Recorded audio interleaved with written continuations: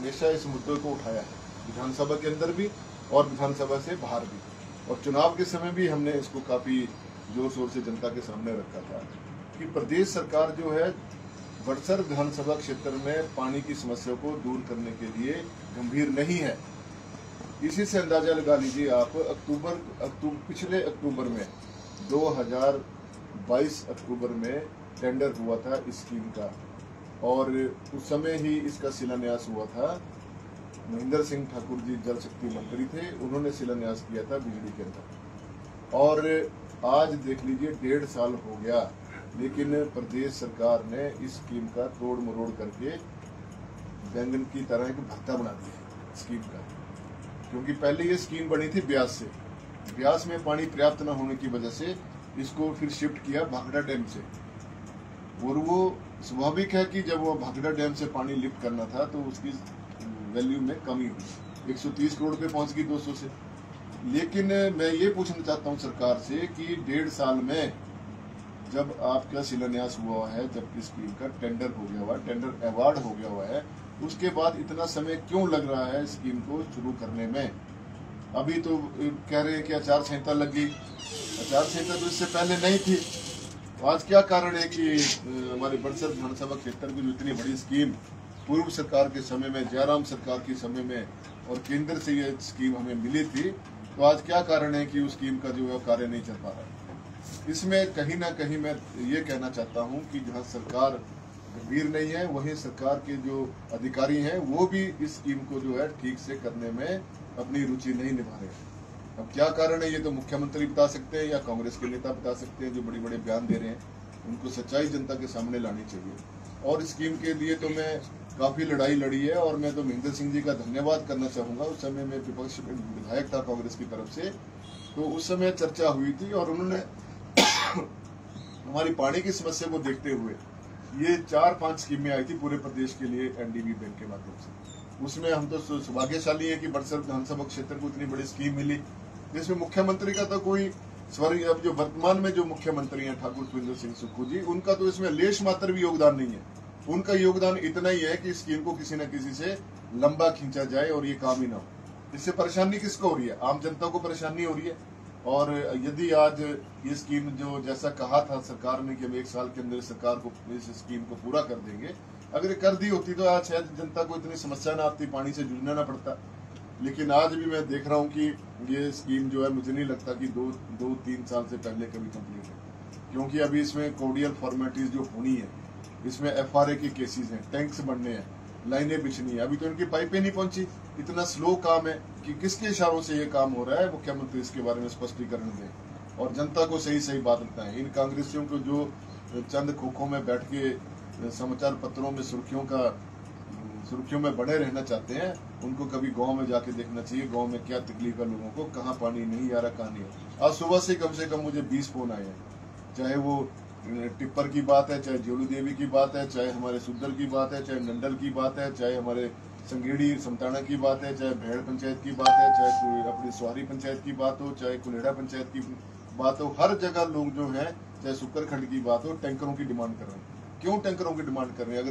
अगर जो प्रत्याशी जो है कांग्रेस पार्टी के श्री सुभाष जटवाड़े जी, अगर वो कह रहे हैं कि कोई समस्या है ही नहीं है पानी की, तो फिर ये लोग क्यों फोन कर रहे हैं हमें कि हमें पानी दीजिए, टैंकरों से पानी भरवाइए? क्यों बोल रहे हैं ऐसा?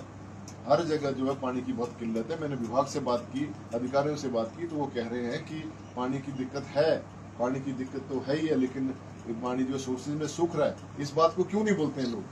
लेकिन उसका प्रावधान क्या है? अभी लोग बोल रहे हैं जी हमने टैंकर जो हमने हैंडपंप लगाए थे, वो हैंडपंप कोई समस्या का समाधान नहीं है। शुक्र करिए जो हैंडपंप हमने लगवाए हैं, वीरभद्र के समय में 200 हैंडपंप मैंने लगवाए थे बड़सर विधानसभा क्षेत्र में, उसके बाद भी लगभग कम से कम कोई 70-75 हैंडपंप और मैंने लगवाए हैं अपने विधायक निधि से। अगर वो हैंडपंप ना लगे होते, उनमें मोटरें ना लगी होती, तो आज जनता त्राही करती और हालात खराब हो जाने थे, बदतर हो जाने थे हालात जो आज जैसे हैं। तो चलो प्रकृति का भी प्रकोप है कि इस बार गर्मी बहुत ज्यादा हो रही है, लेकिन इस तरह से ये कह देना, अब ये भूमि के अंदर तो कोई नहीं जा सकता। अगर कोई हैंडपंप खराब हो जाता है या उसका पानी खराब आता है, तो उसमें कोई ना एमएलए का दोष है ना अधिकारियों का दोष है। वो तो भूमि का अंदर से क्या पता क्या निकलना क्या नहीं निकलना। जो इस तरह की बातें खो में बैठ के करते हैं, उनको ये समझना चाहिए कि अगर ये हैंडपंप ना होते तो शायद आज उनकी भी हालात खराब होती, जो आज समस्या जूझनी पड़ रही है लोगों को। थोड़ा बहुत उससे चल रहा है पानी, लेकिन यदि इसी तरह से रहा, जब तक ये बड़ी स्कीम बड़सर विधानसभा क्षेत्र की चालू नहीं होती है, तब तक ये पानी की समस्या दूर नहीं होगी। और इसके लिए हम अंत तक लड़ाई लड़ेंगे, चाहे कोई भी कुछ बोलता रहे। लेकिन जो ये झूठा श्रेय जो मुख्यमंत्री को देना चाह रहे हैं, इसको बंद करें। क्योंकि मुख्यमंत्री ठाकुर सुंदर सुक्खू जी ने बड़सर विधानसभा क्षेत्र को पिछले 1.5 साल से कोई भी ऐसी बड़ी स्कीम नहीं दी है जिससे उनका गुणगान किया जाए। और हमें क्या है, हम कोई शौक थोड़ा है हमें किसी का बिना वजह आलोचना करना। बताएं, वो अपना रिपोर्ट कार्ड बताएं कि बड़सर में हमने ये बड़े बड़े काम किए हैं 1.5 साल के अंदर। और इस तरह से झूठी बातें करना कोई शोभा नहीं देता है। बहुत जोर लगा लिया आपने, जो ऐसे खोखे वाले हैं जो इस तरह की बातें कर रहे हैं, बहुत जोर लगा लिया उन्होंने लगातार कि शिमला भेज देंगे, पैक करके ये कर देंगे वो कर देंगे। तो साथियों, अभी और कोशिश करो, कसरत करते रहो, बादाम दूम खाओ, लेकिन जनता के बीच में जाओ, जनता की समस्याओं को सुनो और उसका समाधान कराएं सरकार से, तब आपकी बढ़ाई होगी।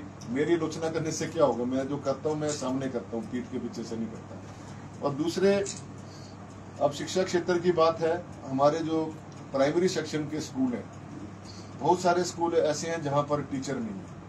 और ये समस्या मैंने पूर्व में, जब मैं कांग्रेस पार्टी का विधायक था, तब भी मैंने सरकार के समक्ष रखी कि हमारे जो प्राइमरी सेक्शन के स्कूल हैं वहाँ पर जेबीटी टीचर्स की भर्ती कीजिए। ना तो वहाँ जेबीटी टीचर्स हैं, हालात खराब हैं, और बहुत से स्कूल हमारे बंद होने की कगार पे आ गए हैं या बंद हो गए। अभी नैन रपड़ में स्कूल है, वहाँ बच्चों के लिए कोई टीचर नहीं है पढ़ाने के लिए। ऐसे बहुत से स्कूल है हमारे प्राइमरी सेक्शन के स्कूल है जिसमें टीचर नहीं है।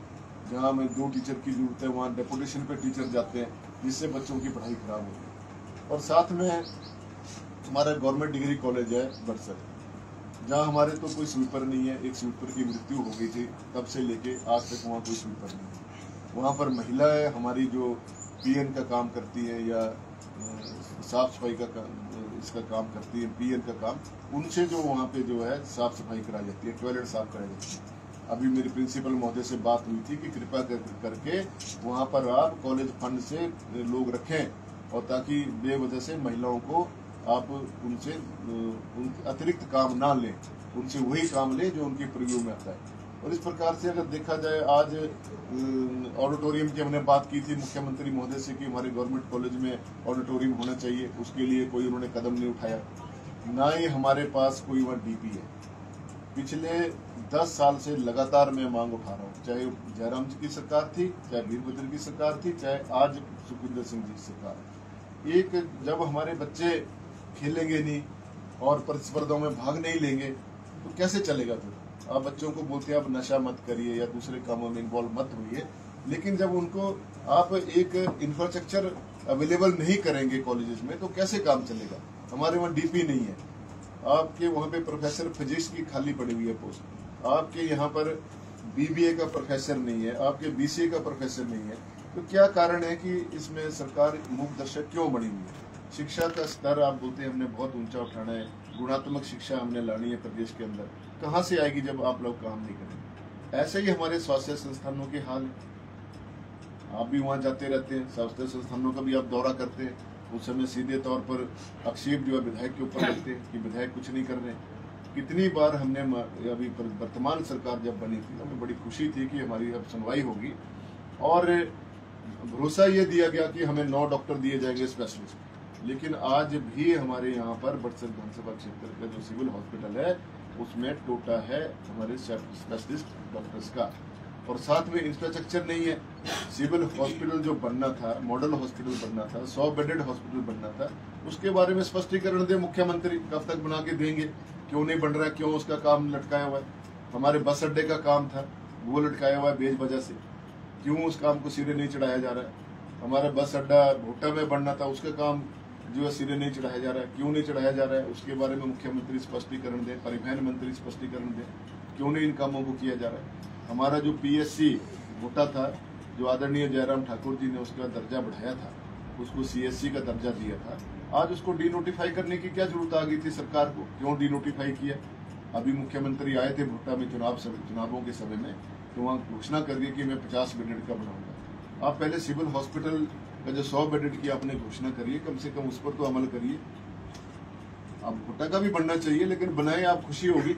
लेकिन मुझे नहीं लगता जो सरकार के हालात हैं और सरकार के अधिकारी हैं वो गहरी निद्रा में सोए हुए हैं, उनको कोई काम करने की इच्छा ही नहीं है। साथ में हमारा CSC है बिजली के अंदर, उसकी आज तक टेक्निकल सैंक्शन नहीं मिली है। क्या कारण है? मुख्यमंत्री स्पष्टीकरण दे, स्वास्थ्य मंत्री स्पष्टीकरण दे, या जो सचिव है इसकी वो स्पष्टीकरण दे, बताएं जनता को कि क्यों नहीं ये सुविधाएं दे पा रहे। बहुत सारे ऐसे काम है हमारे जो आज रुके हुए हैं जनता के बीच में, जो इस प्रकार से भ्रम फैलाया जा रहा है। और चुनावों के समय में जो भ्रम फैलाया गया कि मुख्यमंत्री हमीरपुर से है, हमीरपुर के मुख्यमंत्री को बचाना है, हमें हमीरपुर के मुख्यमंत्री से लेना क्या है जब काम ही नहीं करते। वो जब काम नहीं करेंगे तो हमीरपुर के मुख्यमंत्री को स्टेचू थोड़ा लगाना है, उनको पूजा थोड़ा करनी है, धूप थोड़ा देना है।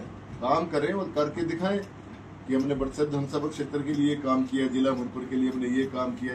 कोई रिपोर्ट कार्ड तो अपनी दे, जनता को तो बताए कम से कम कि हमने ये काम किया, हम हमीरपुर के मुख्यमंत्री हैं। तो ये इस तरह से ये बात थी जो आज यहाँ करने की थी। और हमारे जो सबसे बड़ा जो डिपार्टमेंट है पंचायती राज विभाग का, जो हमारा ब्लॉक ऑफिस है, आज वहाँ BDO नहीं है, वहाँ पे SVP की पोस्ट खाली है, वहाँ पे पंचायत इंस्पेक्टर की पोस्ट खाली है। क्या कारण है, क्यों खाली है ये पोस्टें, क्यों नहीं भरी जा रही है? और BDO क्यों नहीं वहाँ पे तैनात किया जा रहा है? किन परिस्थितियों में आपने BDO को वहाँ से ट्रांसफर किया? क्या उनके ऊपर दोष लगे थे जो आपने उनको ऐसी जल्दबाजी में आपने उनको उठा के बाहर फेंक दिया? आप अगर किसी को बदलना था तो वहाँ लाते, उसके बाद बदल देते। हमें कोई इसमें वो नहीं था, एडमिनिस्ट्रेटिव पावर्स हैं आपके पास, लेकिन इसका मतलब ये नहीं है कि आप जो आपके दिल में है वो करते जाएं। कम से जनता जिन चीज़ों से परेशान हो रही है, आज मनरेगा के काम सारे बंद पड़े हैं, सीमेंट नहीं मिल रहा है, कोई हमारे जो नए सेल्फ से बने हुए उनके ऊपर काम नहीं हो पा रहा है। क्या कारण है? क्यों मुख्यमंत्री जो है मुखदर्शन बनेगा? पंचायती राज मंत्री है, इसके ऊपर अपना स्पष्टीकरण दें, क्यों ऐसा काम हो रहा है? हमारे ब्लॉक के BDO कब तक आएंगे, SBPO कब तक आएंगे, हमारे पंचायत इंस्पेक्टर कब तक आएंगे? वो सारी बातों का वो करें। हमारे जो टेक्निकल असिस्टेंट हैं उनकी कमी है, हमारे सेक्रेटरियों की कमी है, हमारे यहाँ पर ग्राम रोजगार सेवकों की कमी है। कब इस सरकार इसको भरेगी? वो स्पष्टीकरण दें, बताएं इसके बारे में, अपना जो विजन है उनका बताएं कि क्या उन्होंने करना चाहते हैं हमीरपुर में और हमारे बड़सर विधानसभा क्षेत्र में। तो ये सारी बातें थी जिसके लिए हमने आपसे यहाँ पे चर्चा के लिए आपको बुलाया। आप आए, आपका बहुत बहुत धन्यवाद। आपके जहन में कोई है क्वेश्चन? और सबसे बड़ी बात क्या है कि कई बार विधानसभा में चर्चा में जंगलों को बचाने के लिए एक बात की जाती है, और जब जंगलों में आग की बात की जाती है तो उस समय वहाँ सभी बोलते हैं कि नहीं, हमें जंगलों को बचाना है, हमारा हिमाचल प्रदेश हरा भरा रहना चाहिए। और माननीय मुख्यमंत्री तो बहुत गंभीर रहते हैं कि पर्यावरण की दृष्टि से जो है हिमाचल सुंदर होना चाहिए, हमारे पेड़ अच्छे होने चाहिए, वातावरण अच्छा होना चाहिए, जलवायु अच्छी होनी चाहिए। कहाँ से अच्छी होगी? इस समय इस बार इतनी गंभीर आग लगी कि सारे के सारे जंगल ध्वस्त हो गए, और जहाँ जंगलों को नुकसान हुआ, पशु पक्षियों को नुकसान हुआ, उनका कौन उसका जिम्मेवार है? कई बार हमारी बात चर्चा हुई है सरकारों के साथ कि आप कोई ठोस नीति बनाएं और जो वन राखे हैं या जो वन रक्षक हैं उनको भरना है, आपने भरिए। क्योंकि आपके पास ना तो फायर वॉचर है, आप फायर वॉचर जो आपने रखे होते हैं इधर उधर से पकड़ के लाते हैं, 1.5 साल से उनको पैसा नहीं मिला अभी तक सरकार की तरफ से। यही हाल IPH विभाग में। IPH विभाग में जो पंपिंग मशीनरी ठेके पे दी हुई है, ठेकेदारों को पैसा नहीं मिल रहा है, और उनके पास जो लेबर लगी हुई है, जो काम कर रहे हैं, जो पंप ऑपरेटर हैं या पैरा फिटर है, उनको पैसा नहीं मिल रहा 6 महीने से। क्या कारण है? सरकार क्या कंगाल हो गई है?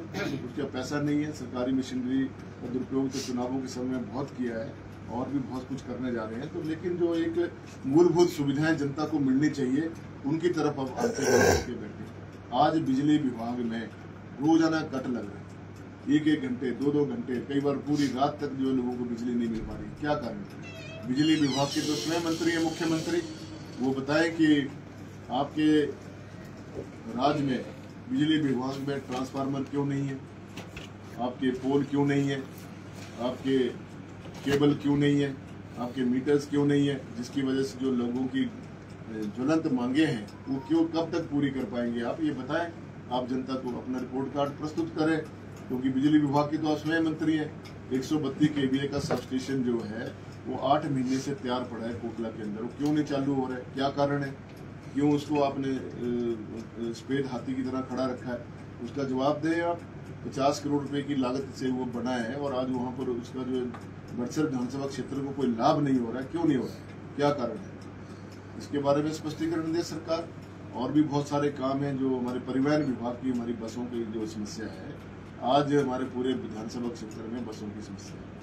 11 रूट हमारे डाइवर्ट कर दिए बिना मुझे जानकारी दिए, वो जिस समय में कांग्रेस का विधायक था, 11 रूट जो है सरकार ने बिना किसी बात के डाइवर्ट कर दिए कीर्तपुर से वाया बिलासपुर और कीर्तपुर चंडीगढ़ के लिए।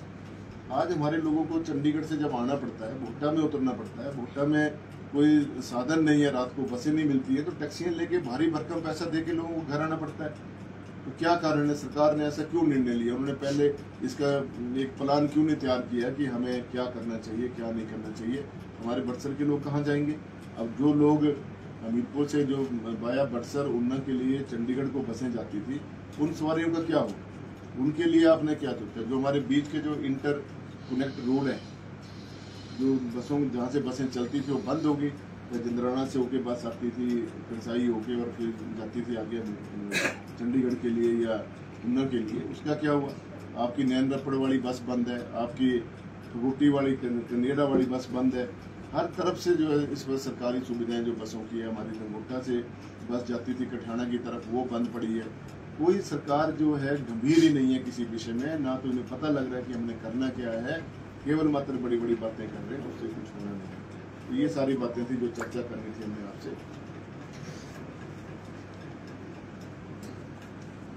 आपका बहुत बहुत धन्यवाद। और कुछ आपने पूछना तो। लखनपाल जी, 12 साल आपको ये हो गए, 15 साल बलदेव शर्मा रह गए। बड़सर की मेन समस्या थी बस स्टैंड की, वो ना आपने हल करी ना उसने करी। और जो बड़सर कॉलेज की है उसकी बुरा हाल है, हॉस्पिटल का बुरा हाल है। जहाँ तक पानी की समस्या, उसका शिलान्यास आपने करवाया हुआ। शिलान्यास नहीं, शिलान्यास किया हुआ, भूमि पूजन जो किया है वो आपने करवाया। भूमि पूजन मैंने करवाया, आपने करवाया 126 और 137 करोड़ से, 130 130 करोड़ से, पर 126 करोड़ पे आ गया। वो उठाया जाना वहाँ से पानी, उसके लिए गिल से मेरी बात हुई है, वो सारा प्रोजेक्ट तैयार हो गया है। आचार संहिता के बाद वो काम शुरू हो गया। नहीं, तो गिल से तो मेरी नहीं, पता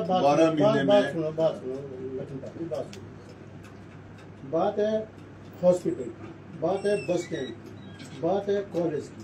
जो समस्या तस की मस है पिछले 30 सालों से।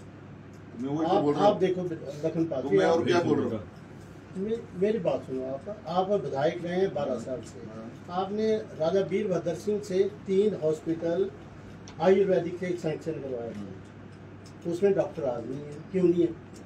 सैंक्शन हुई थी, पोस्टें आपको क्रिएट करवानी थी, वो आज भी उनमें पोस्टें नहीं है, आज भी पोस्टें नहीं है लखनपाल जी, वहाँ आज भी पोस्टें नहीं है। वहाँ भी डेपुटेशन पे चली, वो कलवाल हो गया, टिक्कर राजपूता हो गया, और नहीं है टिक्कर राजपूत है, दलसेड़ा है और एक चंबे है, वहाँ आज भी डॉक्टर नहीं है।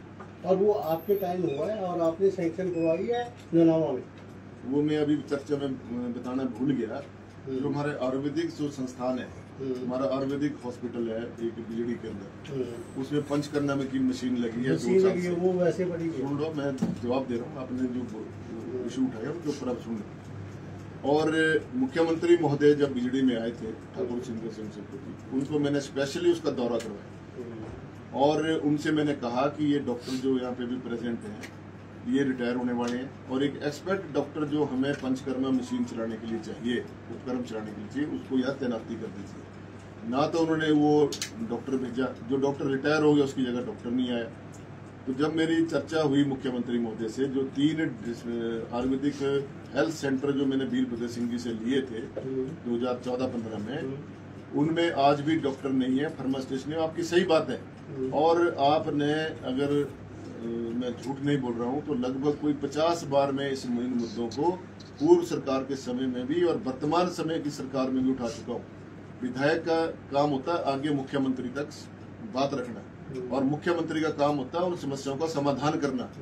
और कोई विधायक ने अपने घर से नहीं लगाना है डॉक्टर वहाँ पे, वो सरकार का काम है। वो तो देखो, सुनिए, अब आप मेरा जवाब सुन लीजिए, आपके वहाँ सुनिए ना, अब आगे भी सुनिए मुख्यमंत्री ने क्या जवाब दिया।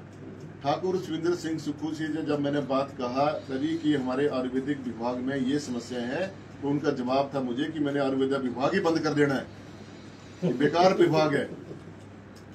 आप उनसे भी पूछिए ना ये बात कि उन्होंने ऐसी बात क्यों करी।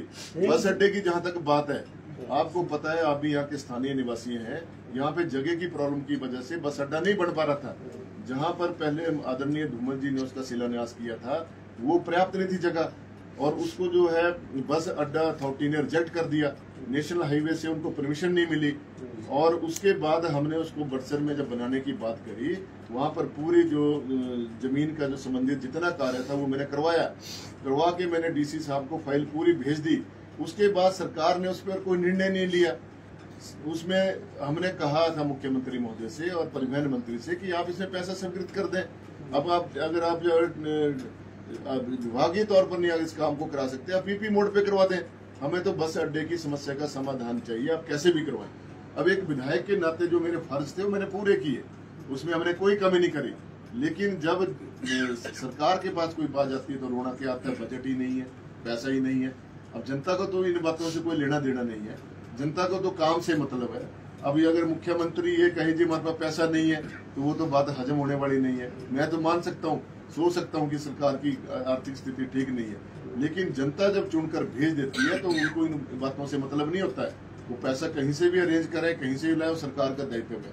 अब बस अड्डे का काम इतने वर्षों से मैं तो हर मंच पे बोलता हूँ और हर बार बोल रहा हूँ, और चुनाव के समय में मैंने ये बात रखी। बात ये नहीं है कि मैं 12 साल से विधायक हूँ, 15 साल बलदेव जी रह गए। हमने अपनी तरफ से प्रयास किए हैं, विनोद ठाकुर जी थे, इन्होंने भी प्रयास किए, सबने प्रयास किए। जयराम से एक काम वो हुआ, इसलिए मैं धन्यवाद करता हूँ। मिनी सेक्रेटरी का काम है जयराम ठाकुर जी के समय में हुआ, और उसके कंटिन्यूएशन में ठाकुर सुविंदर सिंह सुक्खू जी ने भी उसमें पैसा दिया। उसके लिए हम मना नहीं करते हैं, वो तो बढ़ना ही है। लेकिन जहाँ तक बस अड्डे की बात है, हमारी तरफ से प्रयासों में कोई कमी नहीं रही। प्रयास है सरकारी तौर पर, प्रशासन की तरफ से और सरकार की तरफ से। दूसरा यही अड्डा नहीं है, बस अड्डा तो हमारा भुट्टा का छोटा सा अड्डा बनना है, 80-85 लाख रुपए वहाँ खर्च होना, वो पैसा सरकार के पास नहीं है। कब से मैं बोल रहा हूँ, ये सरकार को जब अपनी सरकार आई थी तो हमें तो बड़ी खुशी थी कि सरकार के काम होंगे। आयुर्वेदा विभाग में हमारी इतनी हालत खराब है, जो 3 आपने डिस्पेंसरियां बोली, कितनी बार फाइल जो है वो आयुर्वेदा मंत्री के थ्रू सेक्रेटरी के पास गई, मुख्यमंत्री के पास गई, लेकिन वो टस से मस नहीं हो रही है। क्यों नहीं कर रहे, क्या प्रॉब्लम है उसमें, उनको क्या दिक्कत है डॉक्टर्स देने की।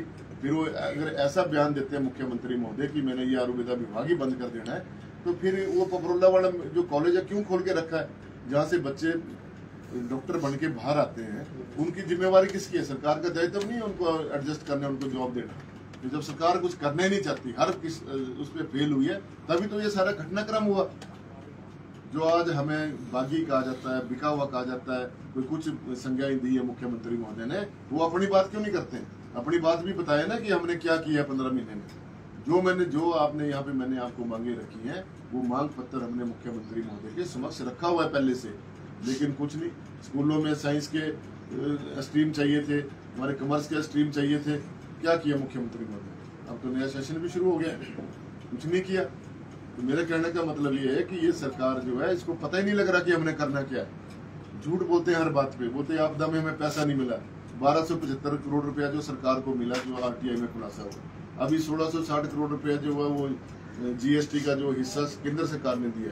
केंद्र सरकार की तरफ से हर किस्म यथासंभव सहायता मिल रही है सरकार को, लेकिन सरकार में जो प्रशासन की बात के लिए या सरकार के जो नुमाइंदे हैं, उनको समझ नहीं आ रहा कि काम कैसे करना है, कैसे संचालन करना है। ये तो उनकी कमी है, और केंद्र सरकार की तरफ से भरपूर सहयोग मिल रहा है। उसके बारे में तो मैं धन्यवाद भी करना चाहूंगा आदरणीय मोदी जी का, कि उन्होंने आते ही जीएसटी का जो पैसा था, जो दे था, वो प्रदेश सरकार का वो दिया है, तो उसको आप मना नहीं कर सकते। लेकिन हर बात विधायक के ऊपर थोपना वो भी गलत बात है। विधायक अगर हमें रोष ना होता, अगर हमारी बातों को सुना जाता होता, तो हमने तो इतना बड़ा कदम क्यों उठाना था, हमने क्यों चुनाव में जाना था। चुनाव में इसीलिए गए जब हमारी कोई सुनवाई नहीं हो रही थी, और इन्हीं मांगों को लेके हम सुनवाई करते थे, सुनते ही नहीं थे, उनके पास समय नहीं होता था। किसी बात को बोले पता है मुझे, पता है, लेकिन करना कुछ नहीं। हम करके दिखा दें।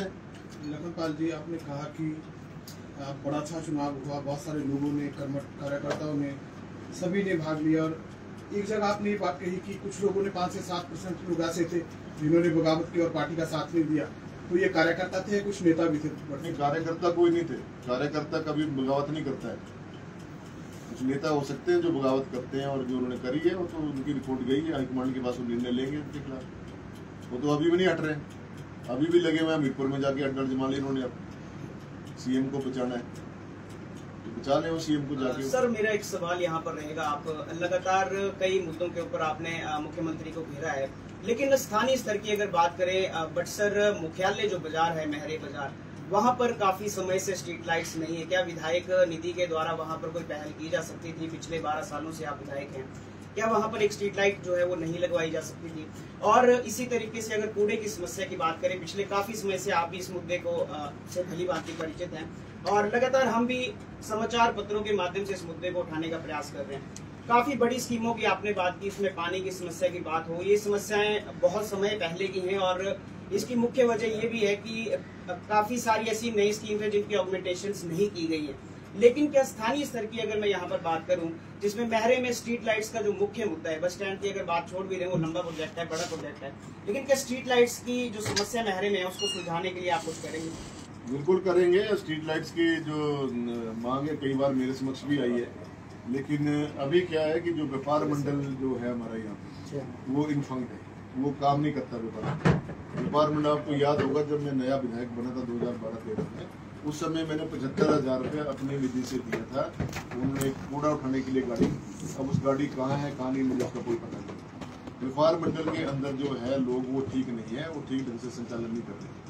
और जो कूड़े की समस्या है, कई बार इसमें एसडीएम महोदय से भी चर्चा हुई, अभी वर्तमान में तो मेरी बात नहीं हुई, अभी बात करूंगा, मैं चर्चा करूंगा। और किसी हद तक जो है प्रशासन ने कभी गंभीरता से इस मुद्दे को लिया नहीं। इसलिए नहीं लिया क्योंकि डिस्पोजल की समस्या आ रही है। कूड़े को कहाँ फेंके, आप लोग भी समाज का हिस्सा है।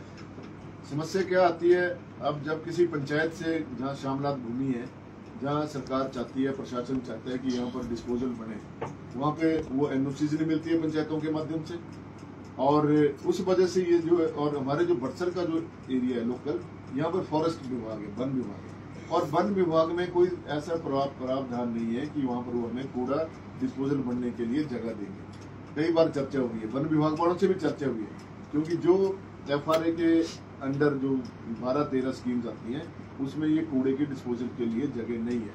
और इसके लिए अभी मैं प्रस्ताव डालेंगे हम सरकार को कि उसको भी इंक्लूड किया जाए, क्योंकि कितने और समय तक समस्या पर ये तो इसमें बहुत समय लग सकता है। मैं इसमें आपको एग्जैक्ट फिगर तो नहीं दे सकता कि हम 1 महीने में करा देंगे, 2 महीने में करवा देंगे, लेकिन इसका जो है परमिशन लेनी पड़ेगी, तब कहीं जाके कोई हमें डिस्पोजल के लिए जगह। स्ट्रीट लाइट्स का तो आपकी तरफ से स्ट्रीट लाइट्स मैं कर सकता हूँ, वो मेरी उसमें रही है थोड़ी, क्योंकि बजट नहीं आया, पहले था मेरे पास पहले बजट, लेकिन अब क्या होता है कि MLA के पास जो निधि आती है उसमें बहुत सारी डिमांड जो है गाँव की होती है, ग्रामीण क्षेत्र में उसमें हमारा ज्यादा फोकस रहता है कि गाँव के और बहुत जगह से सिर्फ फंड्स आ सकते हैं अगर और जगह से, तो फिर वो सरकार के पास ऐसा कोई फंड है नहीं। ऐसे तो MP फंड भी होता है, ऐसे जो विधायक निधि में हमारे 50 लाख रुपए आते हैं क्वार्टरली, और साल में हमें 2 करोड़ रुपए मिलता है। सर मेरा प्रश्न, 2 करोड़ रुपए का जो हमारा विधायक निधि आती है, उसके अगेंस्ट हमारे पास कोई 20 करोड़ के तो एस्टिमेट पहुंच जाते हैं।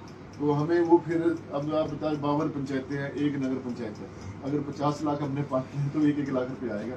तो सर लेकिन फिर भी ये मुख्यालय जो है, उपमंडल मुख्यालय, यहाँ पर बड़ी समस्या है अगर स्ट्रीट लाइट यहाँ पर नहीं है। सर लखनपाल सर, अचंभित करने वाला विषय है, अनुराग ठाकुर 5वीं बार जीते हैं लेकिन मंत्री नहीं बन पाए। आप यूसी परिवार के सदस्य हैं, क्या देखिए वो तो अब सेंट्रल केंद्रीय नेतृत्व ने निर्णय लेना होता है, उसमें मेरा निर्णय मेरे बोलने से थोड़ा बनेगा। आप परिवार के सदस्य हैं। अनुराग ठाकुर जी और हमारा तो ये था कि शायद वो इस बार 5वीं बार जीते हैं तो उनको बड़ा मंत्रालय मिलना चाहिए था, नहीं मिला तो कोई ऐसी बात नहीं है। अभी तो एक्सपेंशन होना है, कभी भी उनका नंबर आ सकता है, और भी दायित्व उनको मिल सकता है पार्टी के अंदर, ऐसी तो कोई बात नहीं है। अब केंद्रीय नेतृत्व में आपको पता ही है, सारे गठबंधनों को साथ लेके चलना पड़ता है, तो उसमें कई चीज़ें देखनी पड़ती है, तो उसके हिसाब से निर्णय लिया होगा। अब उसमें कोई ऐसा नहीं है कि उनको जो आइसोलेट किया गया है या उनको हमारे, अभी तो नौजवान है वो, और हमारे धरोहर हैं, अच्छे नेता हैं, और विषय में उनसे बहुत आशाएं हैं, हमें भी और पार्टी को भी और प्रदेश को भी। चर्चा है सर, चर्चा है कि बगावत का आरोप उनके ऊपर लगा है कि बहुत सारे। देखिए, मैं तो सीधे तौर पर इस बात का खंडन करता हूँ। अनुराग ठाकुर जी ने कोई बगावत नहीं करी है। उन्होंने, जहाँ तक मेरा अपना व्यक्तिगत सवाल है, उन्होंने मेरी विधानसभा क्षेत्र में बहुत सारे कार्यक्रम किए हैं और बहुत स्नेह और आशीर्वाद उनका पूरा रहा। धूमल जी मेरे स्पेशली आए, इतनी व्यस्त और स्वास्थ्य ठीक ना होने के कारण भुट्टा में उन्होंने कार्यक्रम किया था, स्पष्ट संदेश दिया था उन्होंने वहाँ पर। और अनुराग ठाकुर जी ने तो बहुत सारे कार्यक्रम किए। नहीं, लगभग बात ये है कि बगावती लोगों का साथ दिया अनुराग ठाकुर ने, इस तरह की चर्चा है कि इसी तरह से वो तो देखिए, अब राजनीतिक माहौल है, उसमें चर्चा में कोई किसी को कुछ बोल दे वो तो नहीं कहा जा सकता, क्योंकि मैं तो उनके खिलाफ तो नहीं मैं सोच सकता कि उन्होंने ऐसा कुछ किया होगा। उन्होंने, हालांकि जब भी मेरे ध्यान में कोई बात आई तो मैंने उनके ध्यान में लाई और उन्होंने उनका संज्ञान भी लिया उसके ऊपर। बावजूद भी अगर उन्होंने ऐसा किया होगा तो उस व्यक्तिगत आदमी की बात हो सकती है। जहाँ तक अनुराग ठाकुर जी स्वच्छ छवि के नेता है और कभी भी जो वो सामने बोलते हैं पीठ पीछे भी वही बात करते हैं। सर, मेरा प्रश्न रहेगा, चुनाव हुआ, चुनाव में बहुत से लोगों ने कार्य किया, जैसे मीडिया की भी आपने बात की, एक समाचार पत्र ने जिस तरह से छापा वो एक अलग विषय है। लेकिन मैं ये जानना चाहूँगा, संगठन के जो रिस्पॉन्सिबल लोग थे, जिनमें मुझे गुरेज नहीं है, जैसे आपके अध्यक्ष हों, चाहे पूर्व विधायक कुलदेव शर्मा जी हों, और भी लोग हैं, ज़्यादा नाम लेने की ज़रूरत नहीं है, इन लोगों ने जो है जिस प्रकार से कार्य किया है, आप अब भाजपा परिवार के आप सदस्य हैं, विनोद ठाकुर जी भी माननीय यहाँ पर प्रदेश प्रवक्ता हैं, कमल नयन जी भी, ये जो भाजपा में जिस प्रकार खिचड़ी पक रही थी और आपने जो जिस प्रकार से यहाँ पर जो है वो सब लोगों ने मिलकर जीत दर्ज करवाई है, तो इन लोगों के खिलाफ बनता नहीं है कि इनके खिलाफ कार्रवाई करवाकर जो है वो इन्हें संगठन से जो है वो जो भी बनता है इनको बाहर किया जाए? देखिए सतीश जी, मैं भी संगठन का आदमी हूँ जी, और ये अलग बात है कि मैं उस संगठन से इस संगठन में परिवार में है। स्वाभाविक है कि रोष भी रहता है, पुराने लोगों को रोष भी था कि हमारे ऊपर या थोपा गया है कि नेतृत्व ने व्यक्ति को तो हमारी आशाओं पे पानी देना, वो रहता है। लेकिन उसके बावजूद हमने सबसे चर्चा की है, विनोद ठाकुर जी है, हमारे कमल जी हैं, कुलदेव शर्मा जी से भी बात हुई। अब विनोद ठाकुर जी ने भरपूर समर्थन किया, कमल जी ने समर्थन किया, सबसे ज़्यादा अति महत्वाकांक्षी कोई हो सकता है, उन्होंने किया होगा। तो उसके ऊपर जो सारी रिपोर्ट्स मेरे ऐसे भी मैंने ही कोई रिपोर्ट दी थी, मेरे पास तो समय कहाँ था रिपोर्ट करने का। हम तो जो यहाँ से विस्तारक लगे हुए थे पार्टी के द्वारा, या जो पार्टी के जो गुप्त जो कार्यकर्ता या पदाधिकारी लगे रहते हैं काम करने, उन्होंने अपने हिसाब से रिपोर्ट भेजी है। अब उस रिपोर्ट के ऊपर जो है नेतृत्व क्या निर्णय लेता तो उनके ऊपर है। जहाँ तक मेरा व्यक्तिगत सवाल है, मैं तो सबसे यही कहता हूँ कि सबको मिलजुल कर जो है संगठन को मजबूत करना है। हमें किसी को निकालने के लिए शौक नहीं है, हम तो ये चाहते हैं कि सभी मिलकर एक बार फिर से यहाँ पर बड़े लंबे समय के बाद कमल का फूल खिला है बक्सर विधानसभा क्षेत्र में, उसमें सभी लोगों का भागीदारी है, किसी की ज्यादा किसी की कम है, सबने साथ दिया। लेकिन अगर किसी ने बीच में इक्का दुक्का लोगों ने कोई ऐसी गड़बड़ की है तो उसकी तो रिपोर्ट सारी गई है। अब तो उनको भी सचेत करना चाहते हैं कि वो भी मुख्य धारा में रहकर अच्छा काम करें भविष्य के लिए, ताकि हमारे वर्करों के अंदर जो हमारे भारतीय जनता पार्टी क्षेत्र में वर्षों से जो काम कर रहे लोग उनके बीच में अपना तफरी न रहे। ये मेरा संदेश है सबके लिए, जो भी भारतीय जनता पार्टी के बड़े पदाधिकारी हैं। मेरा सबके साथ कोई अपना व्यक्तिगत रंजिश नहीं है, ना ही मेरी कोई किससे लड़ाई है। मैं तो सबको साथ लेकर चलने की बात करता हूँ। चाहे मैं कांग्रेस में था तब भी मेरा ये विचार होते थे, आज भी मेरा ये विचार है कि हमने किसी से कोई भी ऐसी रंजिश ना रखते हुए, चुनावों में कई तरह की परिस्थितियाँ बनती हैं, कई तरह के आरोप प्रत्यारोप लगते हैं, उन बातों को हम भूल गए। अब हम नए सिरे से जो है पार्टी को आगे बढ़ाएंगे, पार्टी के कार्यक्रम में भाग लेंगे और पार्टी में क्या अच्छा हो सकता है उसके लिए हम विचार विमर्श करके उसको और लोगों को भी जोड़ेंगे और जो पुराने लोग हैं उनको साथी हैं उनको भी साथ लेकर चलेंगे। सर, आखिरी सवाल यहाँ पर रहेगा, आपने कहा कि पिछली सरकार में भी आपने काफी सारे मुद्दे जो है वो उठाए, उनकी जो है वो सुनवाई नहीं की गई। इस सरकार पर भी आप जो है वो सेम ही आरोप लगा रहे हैं, तो अगर ये सिलसिला इसी तरीके से चलता रहा तो किस तरीके से जो है वो जनता के जो मुद्दे हैं उनको हल करवाया जाए? देखिए, अब जनता के मुद्दों को हल कराने के लिए तो हमें ये सब सरपंच करना पड़ा, अदरवाइज किसी को अपना पद छोड़ने में बहुत मुश्किल होती है। एक आसान बात बोलना आसान होता है, लेकिन हिम्मत कोई कोई कर सकता है। अभी आप किसी प्रधान पंच को बोलो कि अपने पद से त्याग पत्र दो, तो कभी नहीं देगा। अब जहाँ तक जो हमारा जो प्रशासन है और जो सरकार के ऊपर जो मुखिया बैठे होते हैं, वो जब निर्धारण करते हैं किसी भी सिस्टम का, वो वहाँ पर बहुत सारी लीकेज है और वहाँ बहुत प्रॉब्लम्स है। आज मुझे कोई 40-42 साल हो गए इसी सिस्टम को देखते हुए, और मैं हमेशा जो है आम आदमी की लड़ाई लड़ने के लिए हमेशा तैयार रहा हूँ। और मैंने मुख्यमंत्री चाहे सुखविंदर सिंह सुक्खू जी थे, उनसे भी बेबाकी से अपनी समस्याएं रखी हैं, चाहे जयराम जी थे उनके समक्ष भी रखी हैं। और जयराम जी ने तो, मैं तो विपक्ष में था तब भी उन्होंने काम किए ही हैं, चाहे अगर 10 काम बताता था 2 तो कर ही देते थे। यहाँ तो जो अपने मुख्यमंत्री थे, अगर उनको 10 बताओ तो 1 भी नहीं होता था। तो ये जो समस्या है, ये समस्या काम जो कुर्सी पे जो व्यक्ति बैठता है उसको निर्धारण करना है कि मैंने पूरे प्रदेश का जो सर्वांगीण विकास करना किस तरह से करना है, उसके लिए प्लानिंग क्या करनी है। कभी उन्होंने हमसे चर्चा नहीं की, कभी उन्होंने हमसे प्रायोरिटी नहीं ली कि आपको कौन कौन सी प्रायोरिटी है वो बताइए। आप कम से कम वो 5 प्रायोरिटी तो रखते, हमसे बड़े कोई काम तो शुरू कराते, आधारशिला तो रखते किसी का, तब तो मानते भी कि आपने कुछ प्रयास किए। सिर्फ हवा हवाई बातें करके थोड़ा ना होगा।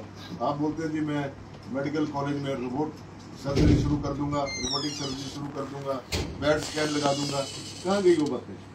1.5 साल हो गया ना, तो पैड स्कैन लगा किसी मेडिकल में, ना रोबोटिक सर्जरी शुरू हुई। जो सर्जरियां हो भी रही है वहाँ पर भी हालात खराब है। हॉस्पिटल्स में बेड नहीं है, एक बेड पे 3-3 पेशेंट सोए होते हैं।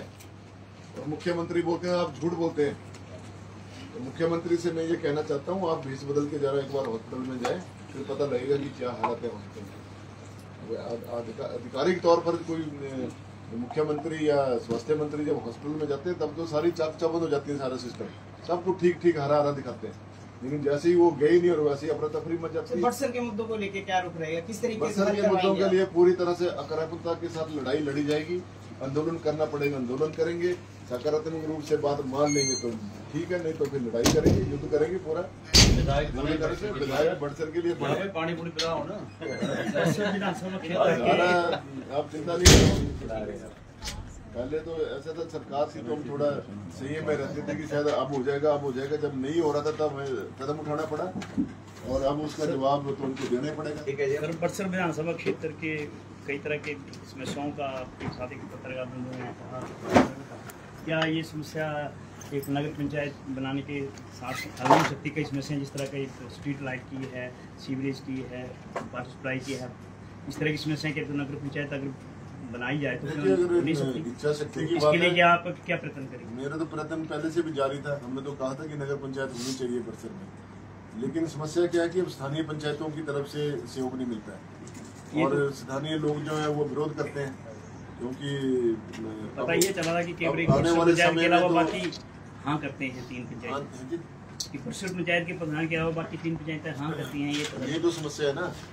अब समस्या क्या है कि देखिए अब टाउनशिप बन रही है, टाउनशिप का अगर सही तरीके से कोई ना माने, कोई इस तरह के नहीं, सरकार के पास अपना अधिकार है, अधिकार है वो, क्योंकि अगर कर सकते हैं, प्रधान ही थोड़ी है उसका कर सकते हैं। और तो स्थानीय जनता को भी, स्थानीय जनता ही नहीं करने देती है। प्रधान कौन होता है? प्रधान तो तभी करेगा जब जनता सहयोग करेगी। जनता ही आगे बोलेगी नहीं जी हमने नहीं जाना नगर पंचायत में, टैक्स लगेगा, ये होगा वो होगा। समस्या तो ये है कि लोग इस चीज को समझ नहीं पाते ठीक ढंग से, क्योंकि काउंसलिंग नहीं ठीक हो पाती है, और लोग जो अपनी बात ऊपर रखना चाहते हैं। तो जिस तरह पालमपुर के तर्ज पे बनाए जा सकते हैं, वहाँ किसी को नहीं पूछा, जब 13 पंचायतों का मिलाया गया, पहले पूछते थे तो कोई ऐसे ही होगा।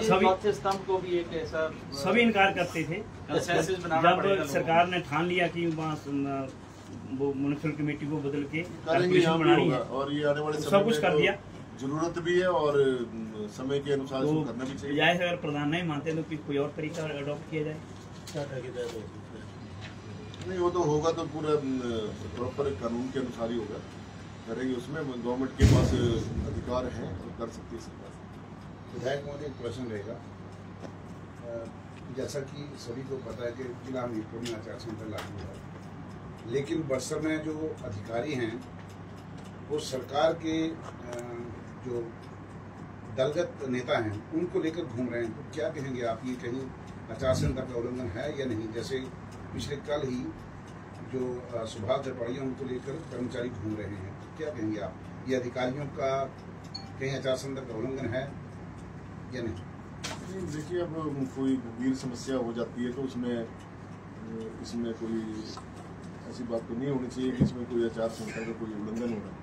आचार संहिता में हाँ, अगर उनके बोलने से वहाँ पे कोई वो घोषणा करते हैं और कोई अधिकारी उसको काम को शुरू करते हैं तो वो तो आचार संहिता के दायरे में आता है।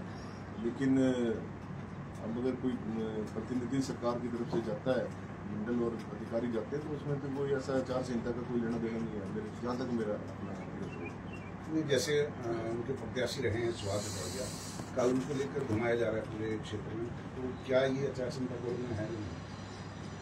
मैं वही बोल रहा हूँ ना। देखिए अब पिछले कल कोई ऐसी आपदा तो आई नहीं थी, वो कहते हैं कि पानी की समस्या कहीं नहीं है, आप क्या कहते हैं पानी की समस्या है? पानी की समस्या तो विकराल है, घूमने से क्या होगा, जनता के बीच में जाए जरा। उन्होंने तो अपना वीडियो जारी किया जिसमें कहा है कि पानी की समस्या है ही नहीं, बिजली की कटौती की समस्या है ही नहीं। क्या करें बेचारे, अब सिस्टम चल सकता है? अभी नए नए वो बने हैं वो नेता, तो जनता के बीच में जाकर और क्या बोलेंगे, जबकि उनको सच्चाई बतानी चाहिए। अब जहाँ की वो बात कर रहे थे, मैंने भी सुनी थी उनकी वीडियो, वो बोल रहे थे कि जी एक मुझे फ़ोन आया और मैंने थोड़े थोड़ा टैंकर भेज दिया। यहाँ तो पिछले 15 दिनों से लगातार हम टैंकरों से सप्लाई कर रहे हैं, चाहे हमारा भैड़ पंचायत है, चाहे हमारी संताना पंचायत है, चाहे हमारी बुलेडा पंचायत है, चाहे हमारी स्वादी पंचायत है, चाहे सुपरखंड का एरिया है, चाहे हमारा अन्य कोई और भी एरिया है जहाँ जहाँ पे डिमांड आ रही है, जोली देवी का एरिया है हमारा, वहाँ पर भी टैंकरों से सप्लाई हो रही है पानी। अब सुभाष जी किस नज़रिए से बोल रहे हैं कि पानी की समस्या नहीं है, जबकि आज सुबह ही मेरी अधिकारियों से बात हुई तो उन्होंने कहा समस्या तो है, क्योंकि सोर्सेज में पानी बहुत कम हो गया। और ये तो मानने वाली बात है, कोई इसको झुठला नहीं सकता कि नई समस्या है। जहाँ 3 दिन बाद पानी आता था, आज वहाँ 5 दिन के बाद पानी आ रहा है, कई जगह 6 दिन बाद पानी आ रहा है, वो भी पर्याप्त मात्रा में नहीं आ रहा है। उसको हम भी समझ सकते हैं कि 1 मिनट हो सकता है कि उसमें गर्मी की वजह से ज़्यादा समस्या आती है, और हमारा एरिया वैसे भी ड्राई एरिया है, और कई बार इसमें चर्चा हो चुकी इसी चीज़ को लेकर जो बड़ी स्कीम का जो निर्माण शुरू हुआ। लेकिन दुर्भाग्य है कि इस स्कीम को भी लटका लटका के 1.5 साल लगा दिया। यदि इसमें शुरू से ही काम कर दिया जाता, अक्टूबर महीने में ठाकुर महेंद्र सिंह जी ने, जो जल शक्ति मंत्री थे जयराम सरकार में, इसका शिलान्यास किया था उन्होंने बिजली के अंदर। और उस वक्त ये कहा गया था, जब सरकार बदली गई थी, सुखविंदर सिंह सुक्खू जी मुख्यमंत्री बने थे और उप मुख्यमंत्री हमारे मुकेश अग्निहोत्री जी जो जल शक्ति मंत्री भी हैं, उन्होंने ये कहा था कि 1 साल के अंदर जो है हम इस स्कीम को चालू कर देंगे। लेकिन आज 1.5 साल हो गया, उस स्कीम में अभी तक कोई भी काम शुरू नहीं हुआ। और ये लड़ाई बहुत लंबी गंभीर लड़ाई है, कोई ऐसा नहीं है। पानी की समस्या हर जगह है, पशुओं को दिक्कत आ रही है, पीने के पानी की दिक्कत आ रही है, बहुत सारे हैंडपम्प है वो भी ड्राई होते जा रहे हैं दिन पर दिन। तो इस समस्या के समाधान के लिए ये बड़ी स्कीम बनाई गई थी। अगर इसमें इन्होंने रोड़ा अटकाया तो इसके लिए पूरी तरह से प्रदेश सरकार जो है, सुखविंदर सिंह की सरकार जो है, वही इसके लिए जो है पूरी वो जिम्मेवार है। कोटला में 132 kV का स्टेशन बना।